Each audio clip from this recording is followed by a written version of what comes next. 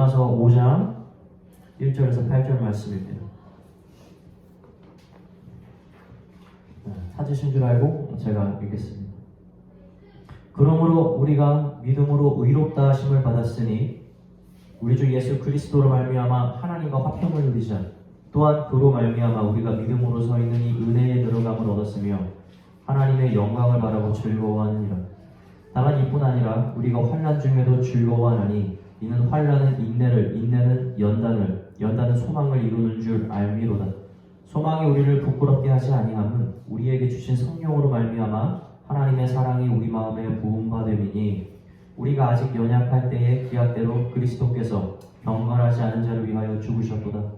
의인을 위하여 죽는 자가 쉽지 않고 선인을 위하여 용감히 죽는 자가 혹 있거니와 우리가 아직 죄인 되었을 때에 그리스도께서 우리를 위하여 죽으심으로 하나님께서 우리에 대한 자기의 사랑을 확증하셨느니라.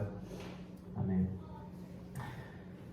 제가 대학교 4년 중에서 2년을 학군단 생활을 보냈어요. 그렇게 2년을 학군단 생활을 하고 대학을 졸업하고 나서는 장교로 이제 취임직을 했고, 저는 이제 해병대로 면접을 보고 이제 체력시험을 통과해서 그쪽으로 갔거든요. 그러면 그때 갔을 때 정확한 인원수가 계산이 되지 않는데 해병대 장교 훈련 갔을 때 약 제 동기가 한 60에서 70명 정도 사이 됐던 것 같아요. 그러면 전국에서 이제 학생들이 다 모인 겁니다. 그 중에서 저처럼 빠른 생일인 친구가 있었어요. 그러니까 재수도 안 하고 바로 와서 가장 나이가 어린 친구였던 거죠. 근데 그 친구가 임용고시를 패스를 하고 온 거예요. 서울대 나온 친구였는데 그 당시에 임용고시에 패스하는 사람 찾기가 주변에 별로 없었어요. 제 주변에는. 그래서 그 친구도 굉장히 드문 케이스였어요. 사실 지금은 조금 줄었지만 그때만 하더라도 이 공무원 열기가 정말 많았거든요. 그래서 주변에 이 시험을 보는 사람들이 정말 많았는데 이 친구는 단번에 붙은 거예요. 정말 대단하죠. 자기도 얘기를 하더라고요. 자기가 자기 동기들과 선배들 한 5명 정도가 시험을 다 봤는데 유일하게 자기만 붙어서 이렇게 왔다고 그러더라고요. 그래서 제가 물어봤어요. 야, 너는 어떻게 했길래 그게 어떻게 한 번에 통과를 했냐, 진짜 대단하다. 그러니까 그 친구가 표정이 굳으면서 혀를 내두르고 내가 다시는 임용고시 시험을 다시 준비하라고 누군가가 얘기한다면 절대 하지 않겠다라고 얘기를 하는 거예요. 그러면서 자기가 어떻게 그걸 준비했는지 그 과정에 대해서 얘기를 해주더라고요. 이 친구는 학교를 다니면서 준비를 했잖아요. 기간이 그렇게 길지 않았던 거예요. 보통 막 1년씩 준비하고 그러잖아요. 근데 이 친구가 시간을 내가지고 어떻게 했냐면 핸드폰을 없앴어요. 첫 번째는 아무하고도 만나지 않은 거예요. 연락도 받지 않은 겁니다. 그리고 두 번째는 이 친구가 고시원에 들어갔는데 그 고시원에서 한 번도 안 나왔다고 그러더라고요. 그러니까 내가 여기서 시험에 떨어지면 그냥 죽겠다는 각오로 들어간 거예요. 그 고시원에 창문이 없었다고 그러더라고요. 햇볕을 한 번도 못 봤대요. 몇 달 동안. 저기서 자기도 하면서 사람이 햇볕을 못 보면 얼마나 햇볕을 보고 싶은지를 깨닫게 됐대요. 정말 죽을 고생을 하면서 자기가 공부했다고 그러더라고요. 왜 붙었는지 알겠다 싶더라고요. 제 주변에 임용고시 준비하는 사람 많이 있었거든요. 근데 전부 다 자기 할 거 하면서 합니다. 자기 하고 싶은 일 하면서 준비하고 친구 다 만나면서 준비하고 자기 가지고 있는 직업 유지하면서 준비하고 자기 하고 있는 공부 유지하면서 임용 준비했어요. 그러니까 안 되는 거더라고요.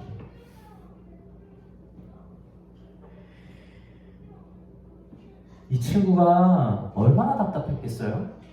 연락도 안 해. 누가 어떻게 됐는지도 몰라. 밖에 빛이 하늘에 해가 떠 있는지 지고 있는지도 모르는 겁니다. 우리가 그 친구의 그런 행위만 보면 우리는 생각할 거예요. 정말 힘들다. 무슨 일이 생긴 게 틀림없다. 얘는 정신적으로 몸적으로 무슨 일이 생긴 거다라고 생각을 하겠죠. 그러고 어리석다고 생각할 수도 있을 거예요. 그런데 우리 지금 그렇게 생각 안 하는 겁니다. 이 친구가 거기 들어간 건 그 고생을 하려고 들어간 게 아니에요. 이 친구가 거기 들어간 건 그 고생 모든 것들을 감내하더라도 자기가 목표로 하는 꿈을 이루고자 하는 거예요. 나 임용시험 합격하겠다라는 그 목적이 있었기 때문인 겁니다. 그래서 칭찬받는 거예요. 신앙생활에서 우리가 겪는 고난들이 있잖아요. 그것을 가만히 고난만 두고 보면 그것이 꼭 뭘 할 것 같습니까? 우리를 해치고 우리를 죽게 만들 것처럼 보여요. 여러분, 그게 고난이에요. 가끔씩 우리 고난에 대해서 오해할 때가 있어요. 고난이 견딜만 하다고 생각을 하는 사람들이 있어요. 우리가 믿음이 좋아지면 내가 잘 하나님 섬기다 보면 내가 찾아오는 고난 잘 이겨낼 수 있겠지라는 생각을 해요. 여러분, 그렇지 않아요. 고난은 반드시 여러분을 넘어지게 합니다. 그래서 고난이에요. 만약에 여러분들이 나는 고난을 좀 잘 참아, 나는 고난을 좀 잘 이겨내려는 경향이 있어 라고 생각을 한다면 죄송하지만 여러분이 고난을 경험해보지 못한 거예요. 고난은 여러분들을 흔들려고 오는 게 아니에요. 고난은 여러분들을 넘어뜨리기 위해서 옵니다. 그러니까 여러분들은 넘어지는 거예요. 그게 고난이에요. 제가 종종 얘기하잖아요. 신앙생활 잘 준비하세요. 신앙생활 우리가 잘 준비하고 이렇게 훈련을 잘하는 이유는 언젠간 찾아올지 모르는 믿음의 그 순간에 올바른 선택을 하기 위한 것입니다. 만약 이때 우리가 계속해서 준비하지 않고 믿음생활 게을리하면 결국 믿음의 순간 때 잘못된 선택, 어리석은 선택하게 된다라고 제가 자주 얘기하잖아요. 그런데 이 고난은 또 그게 아니에요. 여러분들이 아무리 지혜롭고 아무리 믿음생활 잘 세우면서 고난에 대해서 대비를 잘하고 있어도 놀랍습니다. 여러분 넘어지게 만들어요. 고난은 대비할 수 있는 게 아니에요. 죄송하지만. 그렇다면 이런 궁금증 생기겠죠. 아니 그럼 신앙을 잘 가지고 우리가 유지하는 게 우리가 고난 생겼을 때 무슨 유익이 있느냐? 라는 질문 생기겠죠. 어차피 넘어질 건데 말이에요. 그죠? 제가 요즘은 잘 안 가는데 예전에 아이들과 자주 운전해서 저쪽 도자공원에 자주 갔어요. 그 도자공원 혹시 가보셨어요? 거기 가면 그 공연하는 장소 넓게 이렇게 광장이 하나가 있어요. 거기에 주말에 딱 가면은 부모님들이 사이드에 딱 자리 잡고 앉아있고 아이들은 다 모여가지고 섞여서 막 중간에서 놉니다. 그 아이들이 막 놀고 있으면 누이 마들인지 누이지 딸인지 아무도 몰라요. 그냥 다 노는 거야. 막 술래잡기 하고 막 킥보드 타고 뭐 날리고 난리 나죠. 자전거 타고. 그런데 거기서 어떤 아이가 탁 넘어지거나 부딪혀서 막 울잖아요. 그러면 그때 누가 부모인지 알아요. 애들이 자기 부모한테 뛰어가거든요. 엄마나 아빠한테. 고난이 우리에게 왜 유익이냐면 고난이 이런 역할을 합니다. 우리에게. 고난은 견디라고 우리에게 주는 게 아니에요. 여러분 못 견뎌요. 그런데 그 고난 때문에 넘어졌을 때 우리의 아버지가 누군지 그때 드러나요. 그게 유익인 거예요. 하나님은 우리가 그걸 알기를 원하거든요.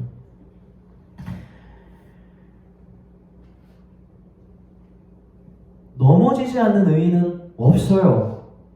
그러나 넘어졌을 때 우리가 다시 하나님의 손을 붙들고 일어나는 그것이 우리가 의인이라는 칭함을 받게 해준다는 사실을 기억하시기 바랍니다. 임용시험을 준비하면서 어떠한 지인도 만나지 못하고 햇볕도 몇 달 동안 보지 못했던 그 친구가 아무리 임용에 대한 열정이 대단하다고 해서 안 힘들었겠어요? 아니요. 정말 견딜 수 없을 만큼 힘들고 그 빛이라도 조금이라도 보고 싶어가지고 안 달랐던 거예요. 그런 마음이 왜 없겠어요? 그 친구 다시 하라고 생각을 해도 혀를 내두르면서 생각도 안 하는 거예요. 표정이 바뀌어요. 그러나 그 친구는 자신이 임용을 준비하는 동안 자신이 겪는 그 고통과 어려움에 집중하지 않은 거예요. 무엇에 집중했습니까? 자기가 붙을 그 임용시험, 자기가 받을 상, 그것만 바라봤기 때문에 다름질을 멈추지 않고 갈 수 있었던 겁니다. 고난에서 실패하는 거 다시 한 번 더 말합니다. 여러분 넘어지는 거 아니에요. 넘어져요 반드시. 그럼 무엇이 실패입니까? 고난 때문에 넘어져서 마음이 슬프고 내 믿음 없는 거를 발견하고 마음이 낙담되고 막 가슴에서 화가 나면 그럼 실패입니까? 아니요, 그것도 아니에요. 그것도 고난에 대한 당연한 반응이에요. 우리가 인간으로서 겪는. 고난에서 실패하는 건 뭐냐면 내가 고난 그 자체에 너무 집중한 나머지 나를 향해서 손을 뻗고 있는 하나님이 그 손을 발견하지 못하고 살아가고 있는 거예요. 이게 실패예요, 이게. 진짜 내가 하나님 위해서 얼마나 섬기고 내가 믿음 생활을 이렇게 했는데 어떻게 하나님이 나에게 이러실 수가 있는가? 내가 이렇게 간절하게 기도하고 그렇게 바랬는데 하나님은 어떻게 나를 그대로 두고 있는가? 나는 정말 믿음을 잘 세운다고 생각했는데 어떻게 이런 순간에 내가 넘어질 수 있는가? 난 너무 실망스럽다. 그때 이렇게 하면 안 됐었는데 왜 내가 이런 선택을 해서 이렇게 후회를 할까? 여러분 이런 생각 안 드세요? 여러분 들어요. 고난이에요. 그게 고난이에요. 그런데 고난에서 실패하는 건 이걸 묵상을 하는 거예요. 계속 벗어나잖아요. 하나님의 손을 잡고 일어서야 되는데 다시 일어서지 않는다는 거예요. 욥을 시험하기 위해서 마귀가 계획을 짜는 거예요. 그런데 그 계획을 짜고 나서 그 결제 서류를 가지고 누구한테 갑니까? 하나님한테 가는 거예요. 고난은 이것과 같습니다. 그래서 두 가지 성격이 있어요. 첫 번째 무엇입니까? 마귀가 우리를 넘어뜨려서 하나님을 찾지 못하게 만들려고 하는 마귀의 악한 계략이 들어있는 게 바로 고난이에요. 그럼 두 번째는 무엇입니까? 하나님이 그것을 통해서 그 어느 때보다도 자신과 더 가까운 관계를 형성하고자 하는 하나님의 선한 계획도 거기에 들어가 있다는 거예요. 사랑하는 성도 여러분, 어떤 계획 참여하겠어요? 그 고난이 여러분이 누군지 알려줍니다. 누구 따라가시겠어요? 마귀의 악한 계획 잡고 가겠습니까? 고난에 집중하면서. 아니면 그 비전, 하나님이 우리에게 처음 줬던 그 비전 끝까지 붙들고 하나님 붙들면서 여러분 더욱 성숙한 신앙인이 되시겠습니까? 여러분 고난이 그래서 위한 거예요. 우리가 누군지 알려줍니다. 오늘 성경 말씀은 말합니다. 우리 본문 말씀 3절에서 4절 한번 다시 읽어보겠습니다. 5장 3절에서 4절. 다만 이뿐 아니라 우리가 환난 중에도 즐거워하나니 이는 환난은 인내를, 인내는 연단은 소망을 이루는 줄을 알미로다. 지금 고난이 무엇을 낳는다고 해요? 환난이 고난이잖아요, 그죠? 그것이 무엇을 낳아요? 바로 인내를 낳는다고 해요. 인내라고 하니까 그냥 내부적으로 우리가 참고 견딘다라는 생각을 하는데 이 인내를 행위적으로 정확하게 표현을 할 수가 있어요. 그것은 무엇이냐면 우리가 넘어졌을 때 넘어지지 않기 위해서 버티는 게 인내가 아니에요. 여러분 잘 아셔야 돼요. 우리가 넘어졌을 때 하나님의 손을 붙들고 다시 일어서는 과정이 바로 인내입니다. 그리고 이러한 과정이 우리 가운데서 반복이 되면 그것이 무엇을 낳는다고 성경이 얘기해요? 연단을 낳는다고 해요. 연단. 이게 무엇이에요? 성경 캐릭터라고 해요. 다시 말하면 그 사람의 특성, 성격으로 자리 잡게 된다. 이것이 내가 너무 단련되어져서 마치 철이 단련되어지는 것처럼 점점 단단해져서 다시는 꺾이지 않는 상태가 되는 거예요. 그래서 이러한 고난을 당할 때마다 내가 다시 일어서는 것이 너무나 자연스럽게 되는 거죠. 연단을 아무리 잘한다고 해도 다시 한 번 더 말씀드릴게요. 넘어지지 않는다? 아니, 그게 아니에요. 그렇다면 연단된 사람들이 무엇이 다를까요? 연단된 사람들이 무엇이 다를까? 넘어지는데 다시 하나님의 손을 붙들고 일어서는 속도가 점점 빨라져요. 점점 빨라져요. 회복이 빠른 거예요. 예수님의 제자들의 모습이 그랬잖아요. 예수님 제자들이 겁 없었어요. 아니, 겁 많이 냈어요. 예수님 제자들이 정말 어리석은 행동 많이 했습니다. 하나님 말씀도 잘 깨닫지 못했고 그랬어요. 두려움도 많았고. 그리고 그들이 다시 우리 예수님의 말씀을 깨닫고 변화되는 데까지 시간이 꽤 오래 걸렸습니다. 그런데 이 제자들이 나중에 예수님께서 올라가시고 성령을 받은 뒤에 변화됐어요. 어떻게 변화됐다고 성경이 말합니까? 그들이 고난을 기뻐하는 자들이 됐다 그래요. 여기서 오해하면 안 돼요. 고난을 기뻐한다는 것 자체가 고난 자체를 행복해하고 즐거워한다가 아닙니다. 고난은 반드시 우리를 넘어뜨리기 때문에 여러분 고난은 힘들어요. 그런데 왜 성경이 그렇게 얘기했을까요? 제자들이 고난을 받았을 때 그 고난을 다시 기쁨으로 돌리는 속도가 매우 빠른 거예요. 이것이 마치 동시적으로 일어나다고 성경이 그리고 있는 거예요. 고난이 어떻게 좋습니까? 여러분, 사람이 여러분 목에다가 칼을 들이밀고 있는 거예요. 제자들 시대 때 그랬어요. 너 믿음 안 내려주면 죽여버릴 거라고 사람들이 쫓아다녔다고요. 목에 칼을 대는데 어떻게 생명을 잃고자 하는, 생명 잃을까 하는 두려움이 없겠습니까? 엉덩이를 때리는 거예요. 잡아다가 네 예수 전했다고. 몸이 아픈데 왜? 기뻐요. 아프죠. 힘들죠. 살을 불로 지지는데 안 아프겠습니까? 나중에 십자가에 자기도 못 박히는데 안 아프겠어요? 너무 아프고 힘든 거예요. 여러분, 고난 절대 만만하지 않아요. 제자들 견딜 수 없을 만한 고난 당했어요. 그런데 이 제자들이 뭐가 됐어요? 이 연단이 됐어요. 그래서 어떻게 합니까? 이 모든 두려움과 고통이 내 마음 가운데 사로잡고 나를 넘어뜨리는 데까지 두지 않아요. 이것을 회복시킵니다. 주님, 저 다시 일어날게요. 주님, 저 다시 일어날게요. 이게 몸에 밴 거예요, 제자들이. 예수님이 마태복음 5장에서 제자들에게 이런 말씀하신 적이 있어요. 누구든지 네 오른뺨을 때리거든 너의 왼뺨도 돌려내며.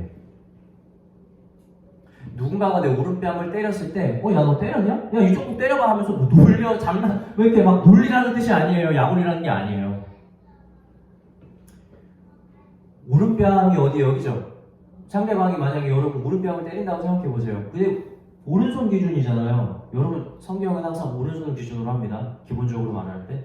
근데 오른손으로 상대방의 오른뺨을 때리려면 어떻게 때려요? 그냥 때리면 왼뺨이에요. 손등으로 때려야 됩니다. 손바닥을 닿지 않으려고 하는 거예요. 더럽다는 표시입니다. 경멸한다는 뜻이에요. 그렇게 오른뺨을 손등으로 맞았을 때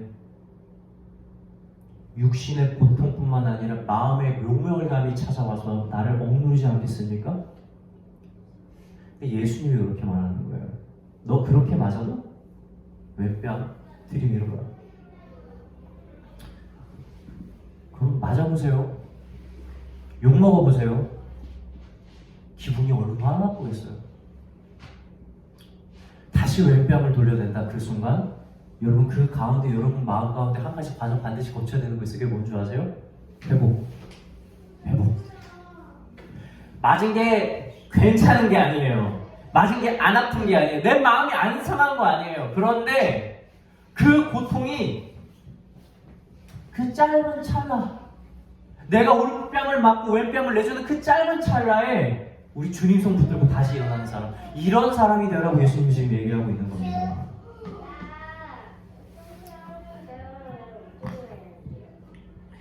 그렇게 두려움을 없애고 믿음을 곧바로 세우는 일을 무엇이 해줍니까?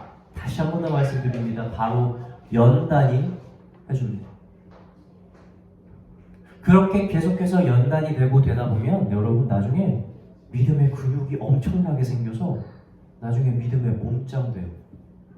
전 저와 여러분들이 그런 사람 됐으면 좋겠어요. 제가 요즘에 운동에 약간의 취미가 생겨가지고 아침에 막 산책도 좀 하고, 그리고 집에 갈 때는 13층인데 엘리베이터를 타지 않습니다. 걸어 다닙니다. 그리고 가끔씩 자기 전에도 근력 운동도 하고 해요, 집에서. 근데 그렇게 운동을 하다 보니까 저희 몸에 약간의 신체의 변화가 찾아왔어요. 그게 뭐냐면 배가 좀 많이 고파요. 제가 예전에는 다이어트를 하려고 식습관 조절한다고 해서 저녁을 아주 단순하게 먹거나 거의 안 먹었는데, 이제 지금 안 먹으면 진짜 미칠 것 같아요. 머리가 막 어지러워요. 가지고 얼마 전에 수업하다가 저녁에 야 잠깐만 10분만 쉬자 그러고 여기서 컵라면 끓여 먹었어요. 말이 안 나오니까 진짜 배고픈 게 이런 거구나 하는 게 느껴졌어요. 몸을 쓰잖아요. 그러면 몸이 필요한 영양분을 요구합니다. 그래서 먹어야 돼요. 이게 사람이 그렇게 기초대사량이 느는 거예요. 그렇게 늘어난 기초대사량을 음식으로 채우면 그 사람에게는 몸이 기초체력도 늘어나고 근력도 길러지는 거예요. 그런데 그거 아세요? 여러분, 믿음도 마찬가지예요. 믿음의 근육이 우리에게 계속해서 생기잖아요? 그러면 우리 애도 그런 식으로 점점 바뀝니다. 여러분 믿음의 근육 뭘로 생기게 하겠어요? 우리가. 여러분 믿음 언제 쓸 거예요? 여러분 그거 쓰라고 주는 게 고난이에요. 고난 없이 무슨 믿음이 필요하겠습니까? 그렇게 해서 고난을 발판 삼아서 우리가 계속 훈련을 하고 계속 연단이 되어지면서 우리의 믿음의 근육을 키우는 거예요. 그리고 그렇게 근육을 키우면서 건강해지다 보면 예전과 다른 반응이 하나 생겨요. 뭔지 아십니까? 성령이 꼬르륵거려요. 우리 안에서. 뭐 달라고? 말씀 달라고. 말씀 무슨 못 살게 만드는 겁니다. 예전과는 다른 거죠. 여러분 말씀 고프지 않으세요? 말씀에 간절함이 없어요? 여러분 제 예전에 모습인 거예요. 내가 몸을 쓰지 않으니까 내 몸도 별로 음식에 대해서 요구를 안 하는 거예요. 여러분이 믿음을 쓰지 않으면, 여러분들이 환난 가운데서 연단하는 과정을 겪지 않으면 죄송하지만 여러분 말씀 고프지 않습니다. 성령도 여러분한테 말씀 좀 먹어달라고 요구를 하지 않아요. 하나님은 절대 성령과 은사를 낭비하지 않습니다. 전투에 관심 없는 병사에게 무기를 주시는 분이 아니에요. 오늘날 교회는 초대교회가 경험했던 것 같은 폭발적인 성령의 은사를 경험하지 못하는 경향이 솔직히 있습니다. 그 이유는 과거에 초대교회 당시에 마귀들이 했던 성령의 역사, 악한 계획들, 그러한 역사들이, 마귀의 일들이 매우 공격적이었어요. 남성적이라고 표현을 할 수 있을까? 눈에 보였죠. 그래서 그걸 맞는 성령의 역사도 폭발적일 수밖에 없었어요. 눈에 보이는 거죠. 눈에는 눈, 이에는 인 거예요. 근데 시대가 지나면서 마귀의 역사가 눈에 보이지 않습니다. 우리를 죽이려고 하네요. 교회에 십자가를 달고 있고 우리가 여기 와서 예배를 드리는 것을 사람이 알아도 여러분 아무도 핍박하지 않아요. 대신 깊은 곳에서 침투합니다.